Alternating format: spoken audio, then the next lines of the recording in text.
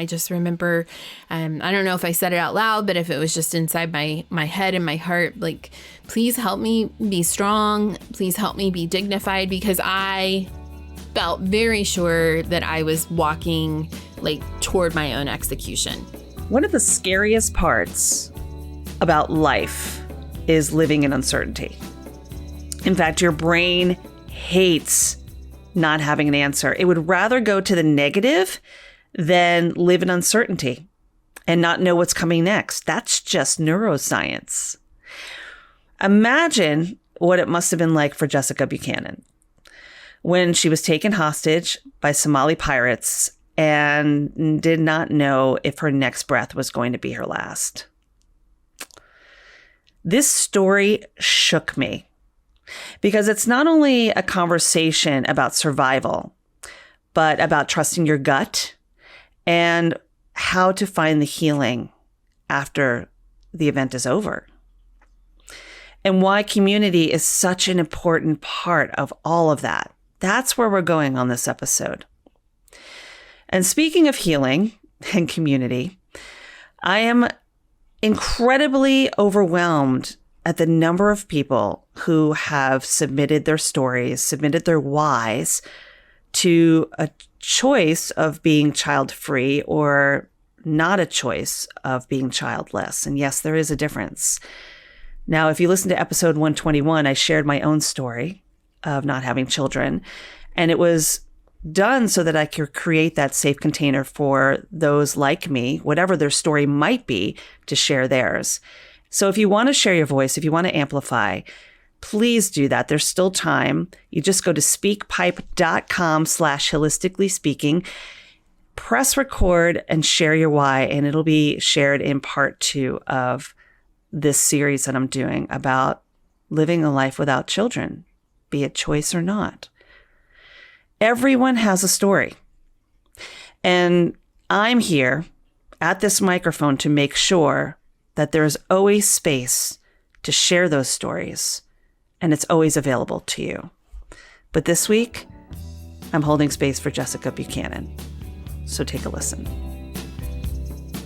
Jessica Buchanan, it is such a pleasure to have you on Holistically Speaking. Thanks for joining me. Thanks for telling your story, sharing your story, and just agreeing to be here. This is a really powerful message you have to share. I've never had anything like this on the show in the 2.5, almost 3 years I've been doing this. So appreciate you. Thanks for being here. Oh, thank you for having me. I appreciate it.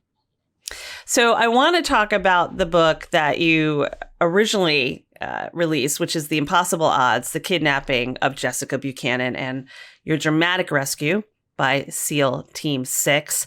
And I think that if I saw that on a shelf, and I've spent many hours walking through bookstores, it would really grab me. Mm-hmm. And, you know, as we know as writers, as authors, it's always the hook that brings you in.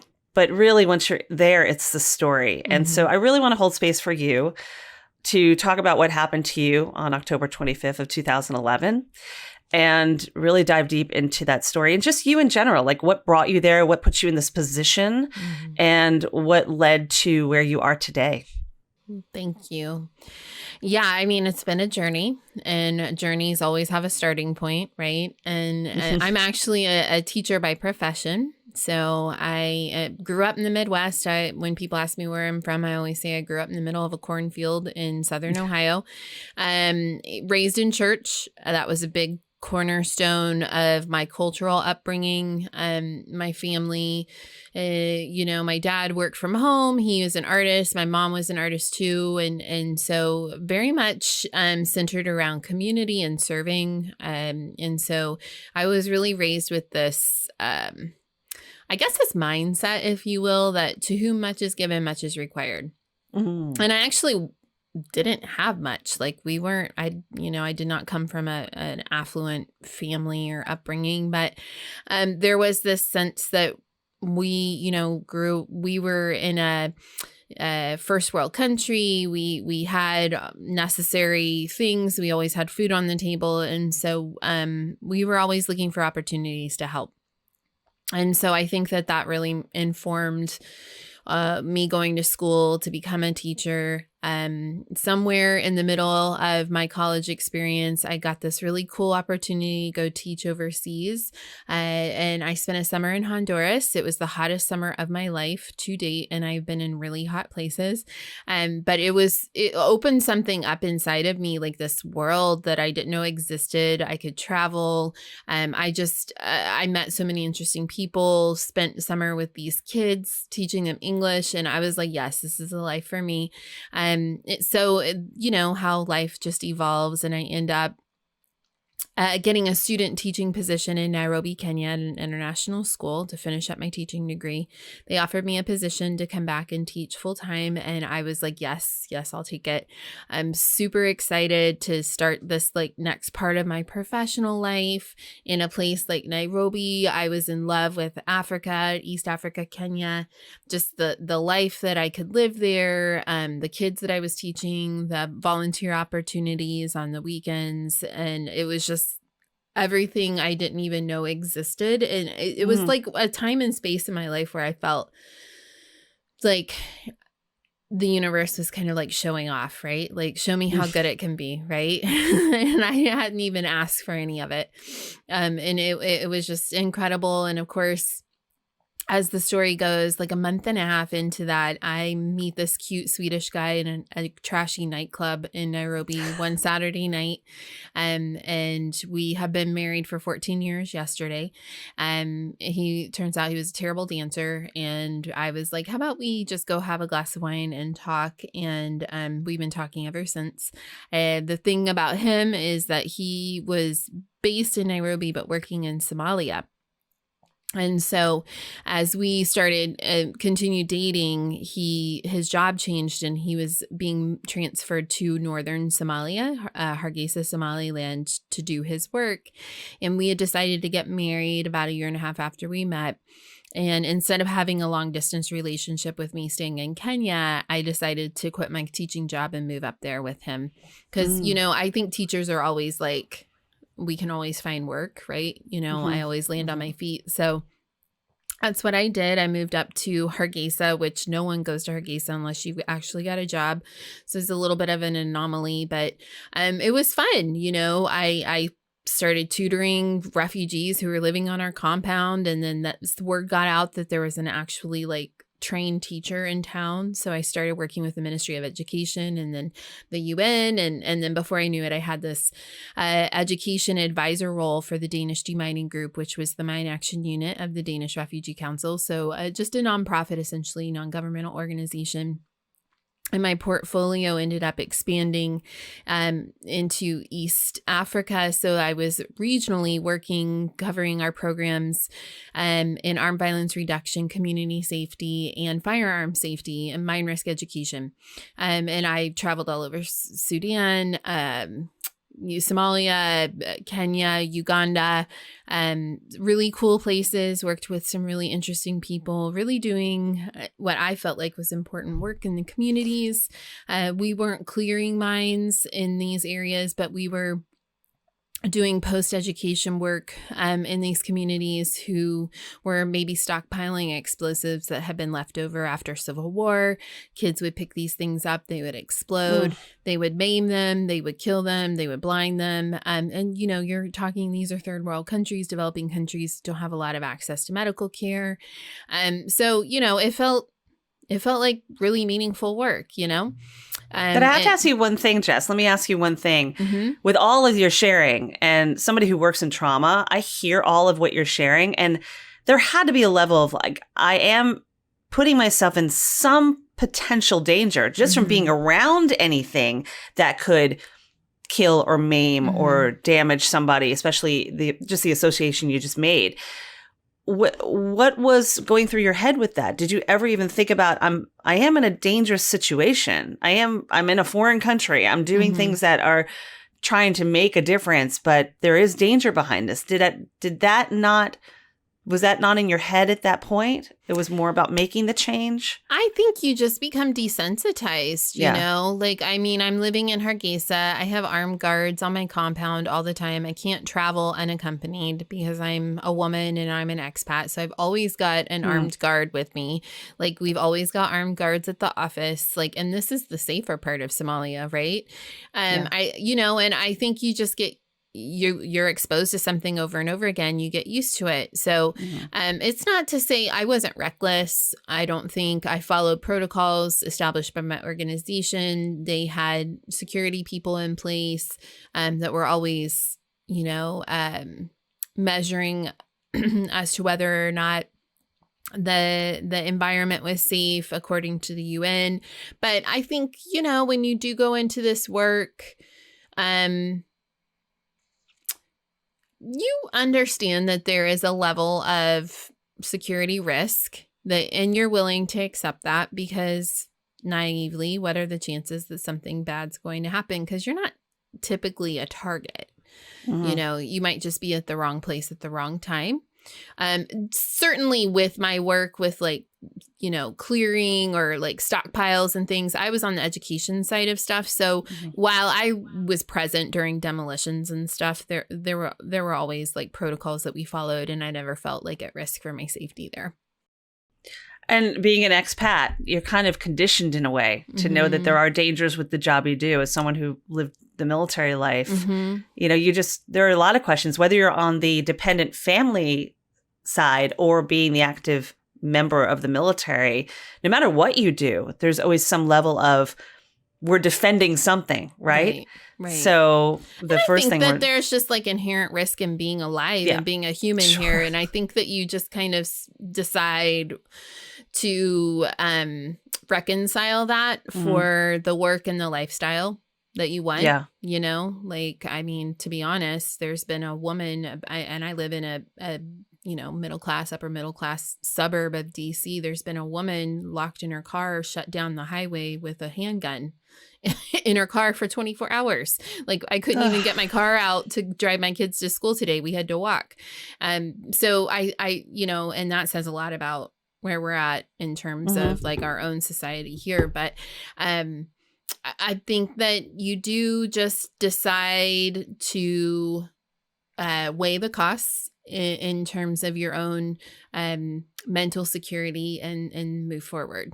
Yeah. And look, everything you've been through, and I want to get to the actual situation, the experience that you had basically on that October day and going forward, how long you were dealing with that situation, that kidnapping. But, you've been called one of the most fearless women, 150 most fearless women who shake the world by Newsweek. I mean, clearly something happened that you're sharing with us that moved you into wanting to make a change. Because many times it's something that turns that trauma into a triumph, which is basically the whole premise of this podcast, right? These stories that say, this happened to me, but it does not define me. And if anything, I want to take this nugget of whatever this thing is in my life that happened and turn it into something powerful, which is something you did. So let's fast forward to that time. So you wound up October 25th, 2011. Yes. Take me there. Take us there. So I had been called upon to go do a staff training in the southern part of Somalia in Galkayo. We had some field offices there. I had a Danish colleague that was running the projects down there, who's my counterpart. And I had canceled the training 2 times before because I didn't feel good about it. I had a gut feeling that something was off. And the third time I called to cancel it, he was like, no, you need to get down here. This is your job. And I just kept saying, like, I don't feel good about it. I don't feel good about it. And he was basically like, well, that's on you. And if you don't feel good about it, I'm sure we can find somebody who does. And so I got off the phone, I deliberated, I talked to my husband. My husband didn't feel great about it either, but he'd been working in Somalia for a long time. And again, it's not like I'm providing medical relief or food aid or something. I didn't feel like what I was doing was emergency aid. And I kept trying to work around it because I just didn't want to go down there. And finally, it just came to the point where it was like, well, if you're going to do your job, then you're going to have to get down there.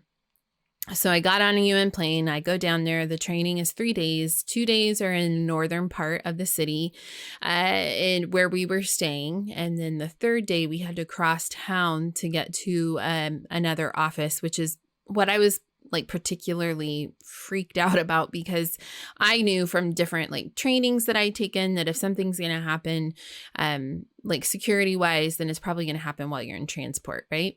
Because that's when you're most vulnerable. But we get across town, we do our training, everything's fine. Training goes great. Staff is happy. It's around 3:00 in the afternoon, and we're waiting for a convoy of Land Cruisers to come and pick us up and take us back to the northern guest house. And it was kind of like, we had a security advisor. His name was Abdu Razak. I didn't really know him. Paul knew him though. He worked with him on a daily basis, and everything was kind of going in fits and starts. Like, okay, we're ready to go. Oh, wait, no, we're not. Oh, the trucks are almost here. Oh, like back and forth, back and forth. And I thought that was kind of weird, but once again, not my duty station. So I just follow Paul's suit. And finally, 3 Land Cruisers come in through the gates.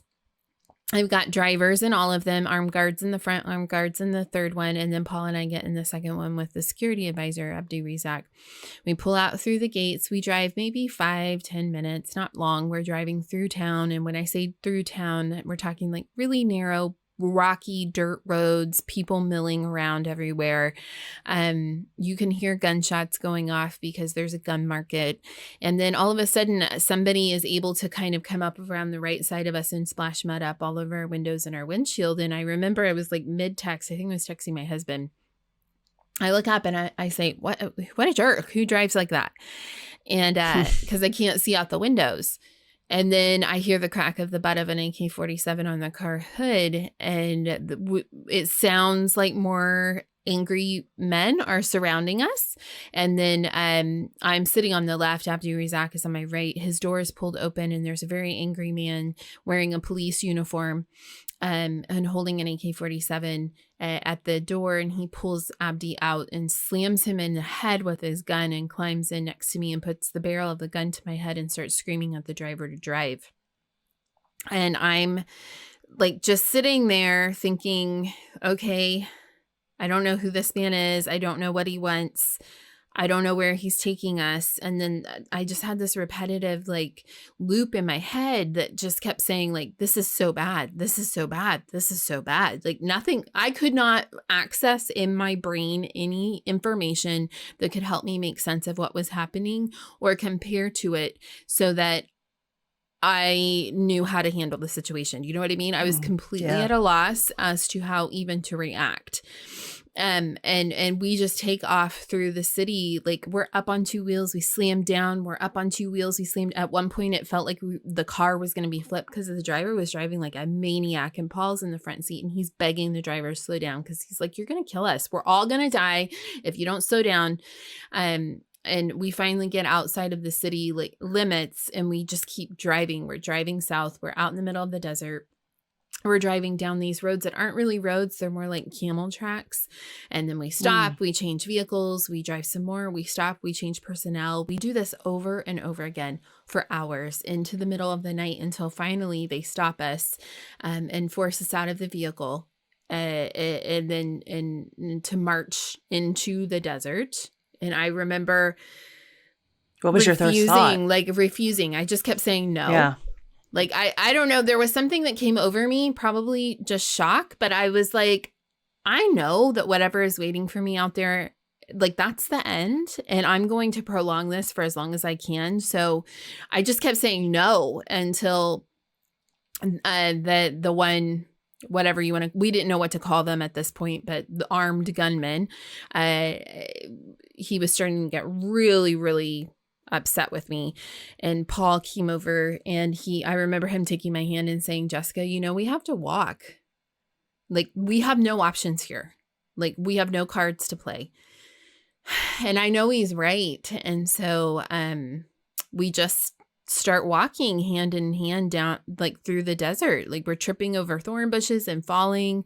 I remember I cut my leg open on something and I can remember blood, like I can feel it dripping down my leg. And I thought, this is really good because I can still feel pain. So that must mean I'm still alive, because everything that was happening felt like such an out-of-body experience. It felt so surreal. I wasn't sure if I was still alive or not. I can remember, calling out to my mom. I'd lost my mom the year before. She died really suddenly and really tragically. And I was still very much like in the throes of grieving her, and my whole family was. And I just remember, I don't know if I said it out loud, but if it was just inside my head and my heart, like, please help me be strong. Please help me be dignified, because I felt very sure that I was walking like toward my own execution. And I'm saying goodbye to my husband. I'm saying goodbye to my dad and my sister and my brother. And we walk, like, it's just like, as we're walking, like, it feels like more and more men are coming out of the shadows. They're wearing chains of ammo. They've got some of them have machine guns. Some of them have, AK-47s. Like, there's all this like talking in Somali. And then finally we're forced to stop and ordered down onto our knees. And I think, okay, well, this is it. Like, everybody, I mean, I think most people wonder, like, how are they going to die, and what's it going to feel like, and what's it going to be like? I don't know. Maybe I'm a weirdo, like, in that regard, but I've always wondered, like, what are my last moments going to be like? And never in a million years did I ever think that my last moments were going to end so violently. And I remember thinking, like, I just don't understand what I did to deserve this.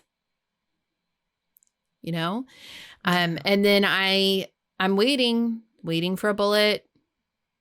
And then I just hear one of them say one word in English. And he says, sleep.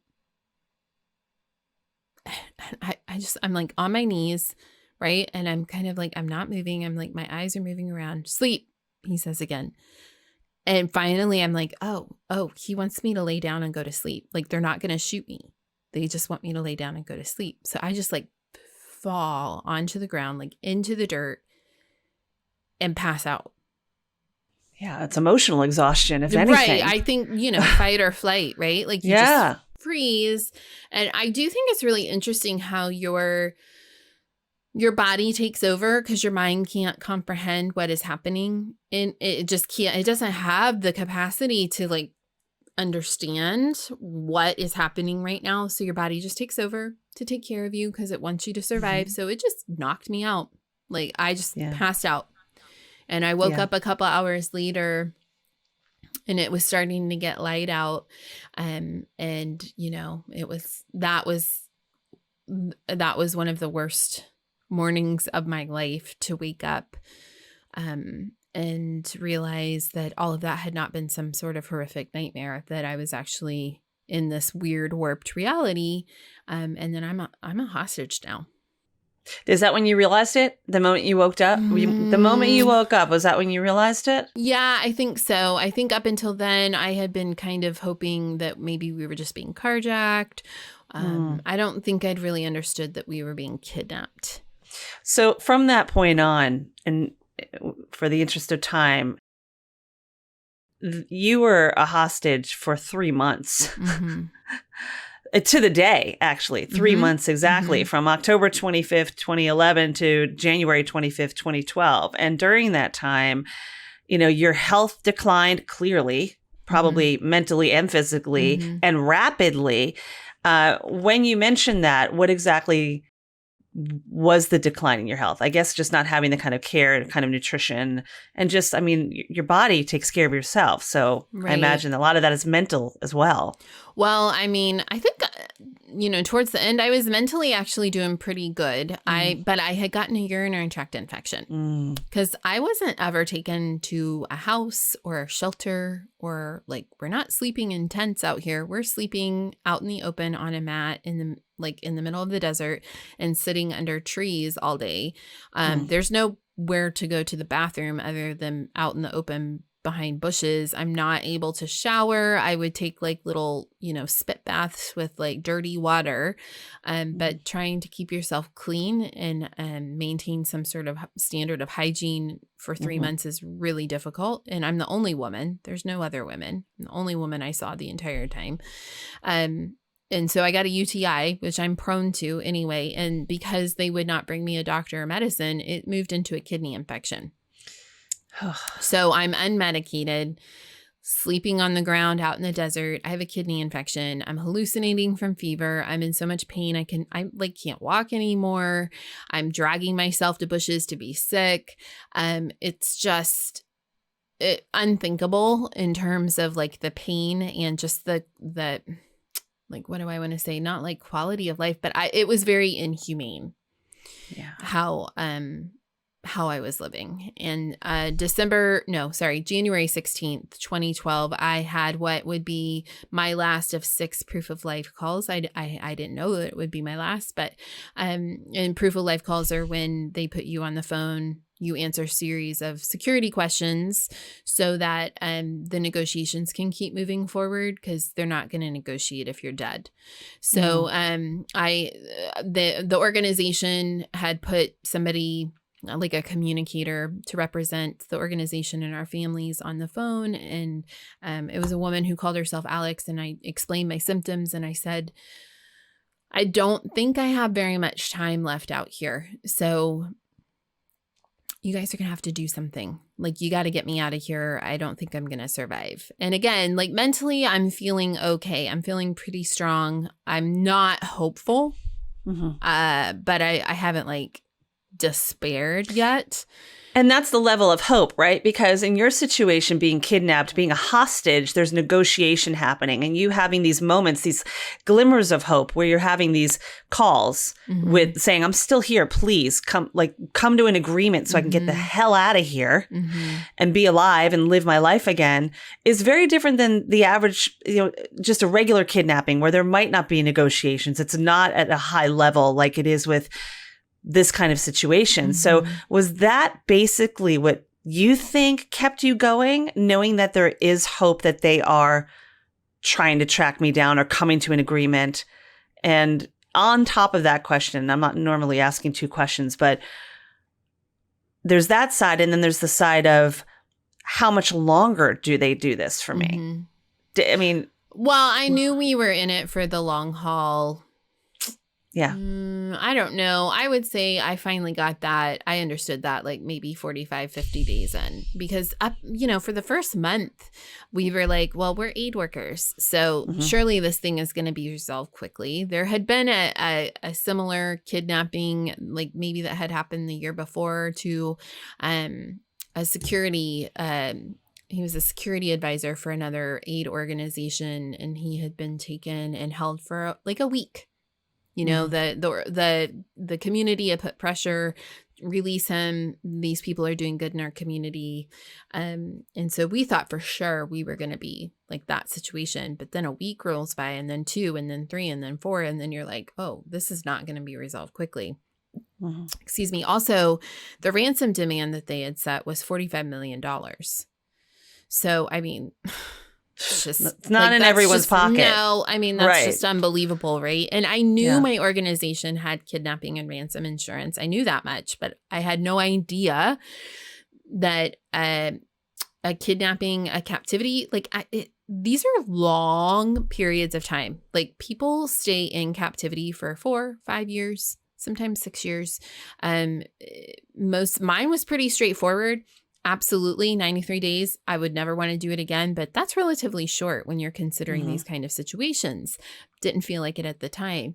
But I think that I also just felt like I had this responsibility to stay hopeful.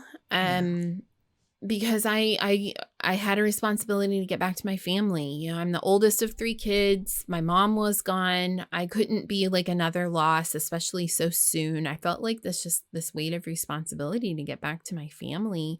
And of course, then there was nothing really I could do about my physical health, given the environment and the circumstances. So, when I put out that kind of like SOS, that was the last time I had contact with anybody. I had no idea that would then set the wheels in motion for moving ahead 10 days later to my rescue. I want to just stop for a moment and remind folks that we're talking to Jess Buchanan. She survived a kidnapping and a hostage situation in Somalia back in, it's been over 10 years now. Yeah. So there's still those feelings that come in. But listen, if any of you are touched, moved, and inspired by this, reach out, leave a message at speakpipe.com/holistically speaking. Let us know what you think about this episode, or pay it forward, pass it along to somebody who might need to hear this. Because if anything, what keeps running through my mind, Jess, is like the true power of sisterhood, being women, those who identify as women, you being the only woman out there. And how many people were in total? I mean, it was anywhere from, it could be 6 to 35. Right. And you're the only woman. You can't really consult, talk to someone in a sisterhood being like, I'm feeling this. None of those men understand it, especially the ones that don't give a rat's ass, right? Right. And I'm wondering what just came to mind when you said you had that last call, it being a woman, Alex, right? Alex was a woman? Mm-hmm. Yep. Do you think that made a difference, that the negotiator, the person on the other end of the line was a woman that might have pushed that forward? Not saying a man wouldn't have that, but this woman's in danger. She was just the communicator. I think that, I have no way of knowing exactly what she said, but, she carried the message to whoever in the organization, who then carried it to my husband, who took it to my doctor, who then said to him, Eric, you got to get her out of there. She's going to die. I gave her 2 weeks. She's going to get sepsis and she's going to die. And so he took that information from my doctor to the FBI agents who were working the case. And they were the ones who were like, okay, well, there are certain types of criteria that have to be met in order for a military operation or rescue attempt to, for those wheels to be put in motion. If the negotiations have stalled to the point years where nothing has happened, and the other one is if the victim or the hostage is in imminent danger of dying. Right. So yes, she played a part 100% in making sure she messaged it appropriately and drastically enough so that, because I think it's probably really hard to determine how serious the hostage is. But I always tried to show up with integrity. even in my proof of life calls, they'd ask me how I was doing. I'd say, I'm not okay, but I'm okay. But this time I was like, I am not okay.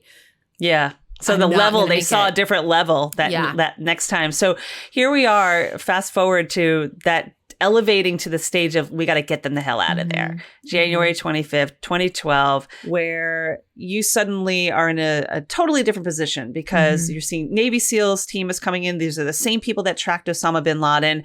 They take on this pretty daring mission to heroically parachute into the Somali desert and rescue you and your fellow colleagues. And I'm curious how that impacted you in that moment. What was your first thought? My first thought was not that it was a rescue. I thought we were being kidnapped by another group, actually. And so I just remember laying there on my mat, trying to make myself as small as I possibly could. And I'm listening to my captors being shot. They're collapsing on the ground. They're dying all around me. And I'm thinking, I don't have the energy or the strength to learn another group. I can't do this. So if I'm going to be re-kidnapped, then I'm as good as dead. And I'm still, I'm trying not to be shot. I'm afraid I'm going to be caught in the crossfire, or now I know that oftentimes what happens in a rescue attempt is that the hostage is shot by the captors so that, they don't get away with it. And so the fact that when I feel somebody grabbing my legs and my shoulders and trying to pull a blanket down away from my face, I'm trying to fight back, trying to protect myself. And then I hear a young American man's voice and he knows my name. He says, Jessica, we're the American military. You're safe now. We're going to take you home. I hadn't even had the audacity to visualize something like that. I just remember one of them helping me sit up, and I can't really see anything because it's just dark sky. Everything is clouded over. They're all wearing masks. So it's just like all these figures, but everything's dark, dark, dark, dark, dark. And one of them gets down to my eye level and I'm just shaking. Like I'm completely consumed in shock. And all I can say over and over again is, "You're American? You're American?" Like, what? You're American? Like over and over and over again. Because I just could not make my mind compute how they could have even found me. Like I'm out in the middle of nowhere. Like when I say nowhere, like there's not even ambient light from a village. Like we are out in the middle of nowhere. How? Why? Like so many questions. And he just, he hands me a bottle of clean water and some medicine, like a couple of tablets. And he says, "We've been watching you for a long time and we know how sick you've been." And yeah, that would then be the start of the rest of my life. Wow. What a journey. Mm-hmm. What a beginning to the next phase. I mean, and you wrote the book, you wrote your first book, which is a New York Times bestseller, #1 New York Times bestseller, The Impossible Odds. And now the second book's come out, and you've had a lot of things happen in the last decade. And, you know, this next phase is really about, what is it? Well, what is it about for you? I imagine it's about teaching and moving forward and taking your story and turning that trauma into triumph in some way. And now with the second book, Deserts to Mountaintops, our collective journey to reclaiming our voice, which I think we all have a voice. You're holding space for others to do so, right? Yeah. So can we talk about that for a second, this anthology you have? Yeah, thank you. Yes, I mean, hiking is a big part of my life. And my dad lives in the Blue Ridge Mountains, and he moved there like right after the kidnapping happened. And he moved through grief, if I can speak on his behalf, over losing my mom. Through walking, hiking up and down these mountains, these ancient mountains, and just wrestling with his own pain and what it means to be human, and what it means to turn those traumas into triumph. And so I followed suit because he's my dad, and my husband and I got pregnant 4 weeks after the rescue with my son, who's now 10. So our book is called Impossible Odds, but I always joke that that's really the impossible odds because, like, seriously, WTF, like, how could that even happen? Yeah, the body's still like, what? The reliving, I mean, going through that trauma, you're so, like, even 10 years later, that's always my next question. Like, how are you supporting yourself? How are you serving yourself after something so traumatic? Even though it was 3 months, the brain is still reliving the landscape of that 100%, constantly. Always. You know? I'm sure you're always at like, what's happening around, especially living in DC. Right. It's a little much, but I found solace and I found healing hiking while I was hiking, you know? And so that is really what Deserts to Mountaintops, like that's where that came from, is just walking, like healing from trauma. Like it's never over. You're never going to be like over it. You just get stronger and you learn how to carry it. And if you're willing to take on that challenge, you make it mean something. You figure out what it means for you, right?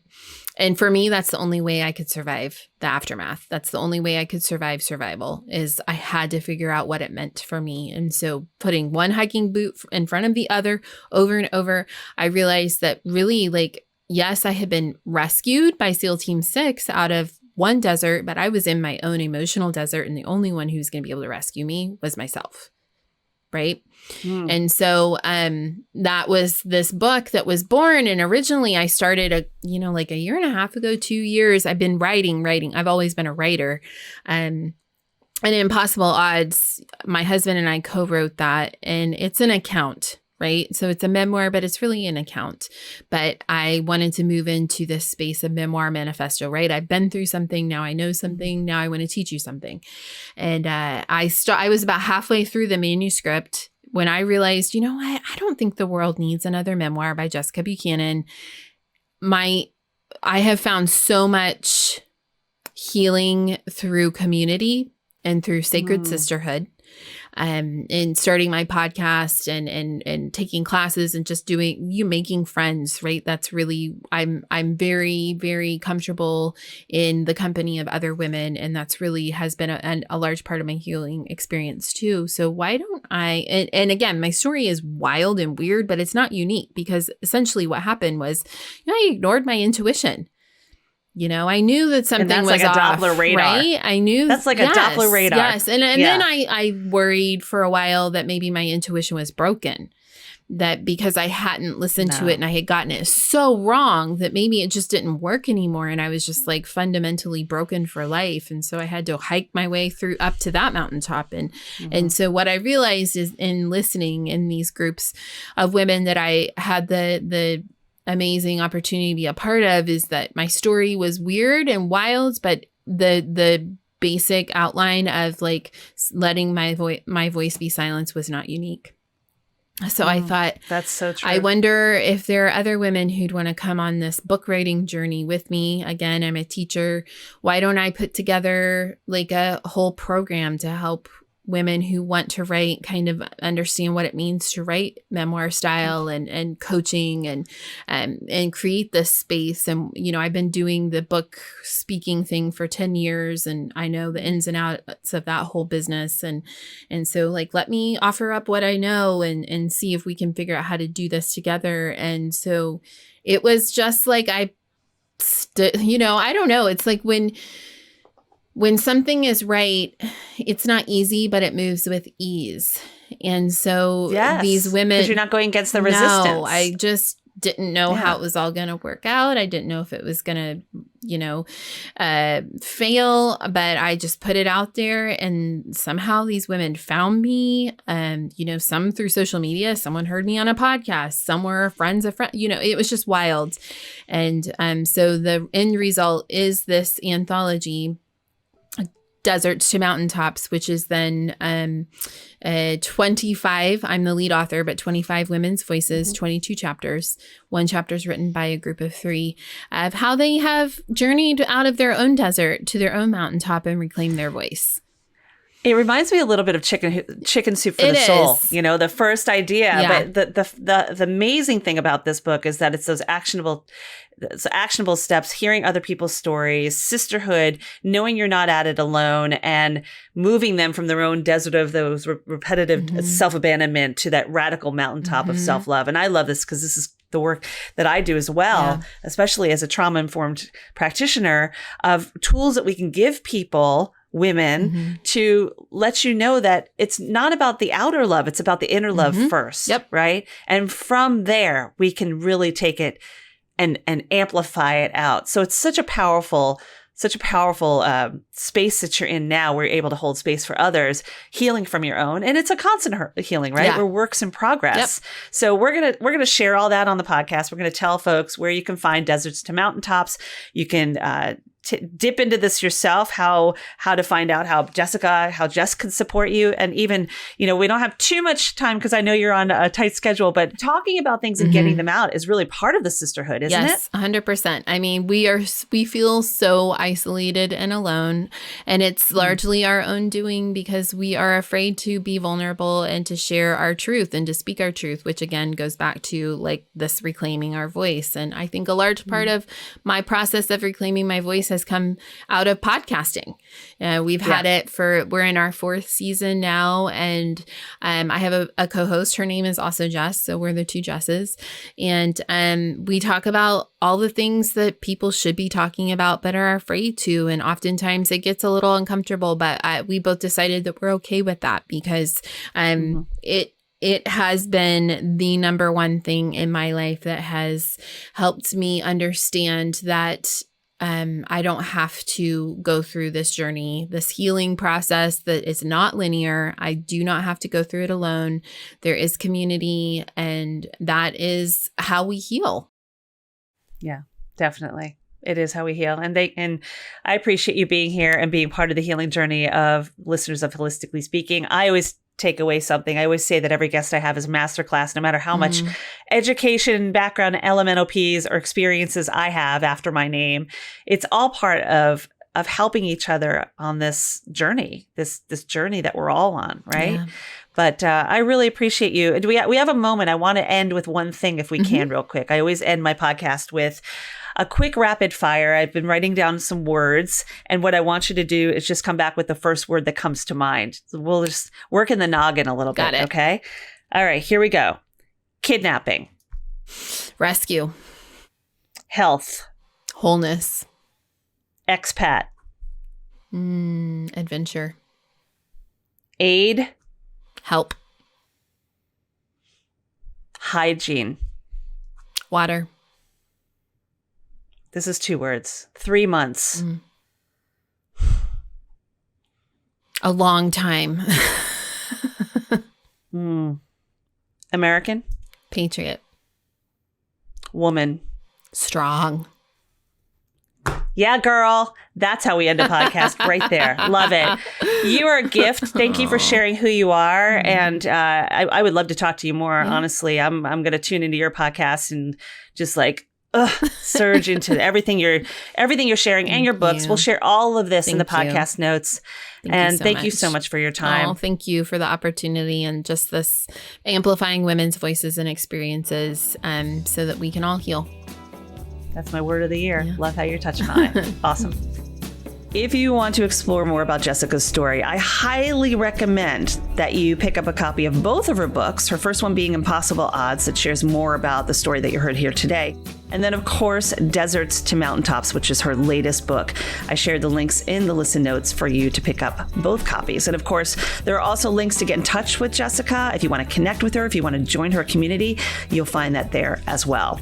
And of course, I want to thank you for being a part of the Holistically Speaking community now for almost 3 years. This Thrive hive of like minds that's interested in traumas and triumphs, interested in sharing your stories, becoming a happy and healthy grown-up. It doesn't go unnoticed, and I am so grateful for you. Don't forget, there's still time to share your why, your stories about living childless or child-free, whichever one you choose. I shared the link to record your story in the listen notes, and if you're a podcaster, do not forget to share the name of your podcast. We're here to support each other on this podcasting journey, aren't we? So make sure you share that when you press record. And if you prefer not to press record, you would rather just share in thoughtful response, you can certainly just throw me an email, toss an email my way, go to holisticallyspeaking@gmail.com and just share your thoughts there, and I'll read them during the episode and future shows. And you never know, someone might really connect to this story that we're doing, whether it's this one with Jessica. If you're touched, moved, and inspired by it, pass it along, share it along. If you know someone that might want to share their child-free or childless story, pass it along, share it along. Remind them they can press record too at speakpipe.com/holistically speaking. And if you need further support, I cannot stress this enough. Do not hesitate to reach out to me. I'm a very active part of my own podcast. I have a team, but I am here reading everything, looking at everything, answering everything myself.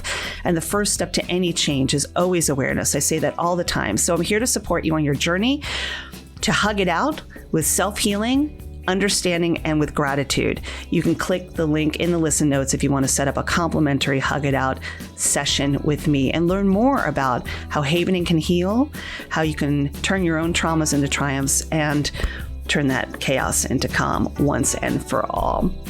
Holistically Speaking is edited by Two Market Media with music by Lipone Redding and listened to by you, my dear listener.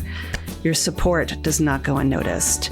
Sending you healing love and light this week. And remember to trust your gut and be kind to your mind. And until next week, be well.